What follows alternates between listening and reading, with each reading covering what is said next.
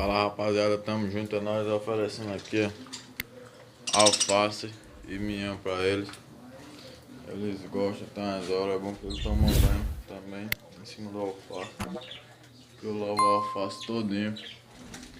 Tá aí, ó, ofereci pra todinho tomando banho.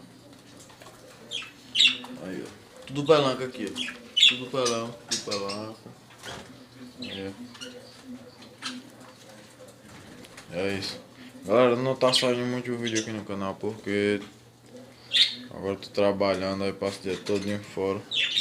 Às vezes chego meia-noite em casa, aí não dá tempo pra tá postando vídeo. Mas todo domingo eu garanto a vocês que vai sair um videozinho chave. Eu não ofereci a farinhada de ovo hoje, todo domingo eu tava botando.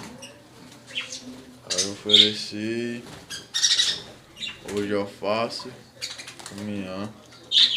Só tá reforçando aí, né? Aqui já tá com pelanco. Aqui tá com ovo, aqui já tá com pelanco. Tô esperando que eu quero ver o resultado daqui, ó. O cara me garantiu, né, que esse aqui é um macho. Essa aqui eu sei que é a fêmea. Vamos ver se esse é macho mesmo. E tá aí. Criação crescendo cada dia mais. Eu já vou começar a vender já os casais.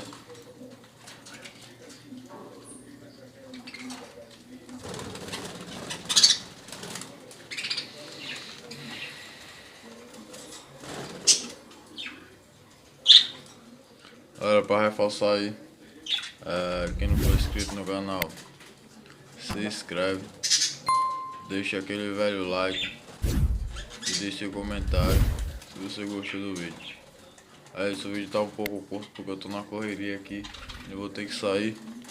E tamo junto, é nóis. Falou, valeu! Fui.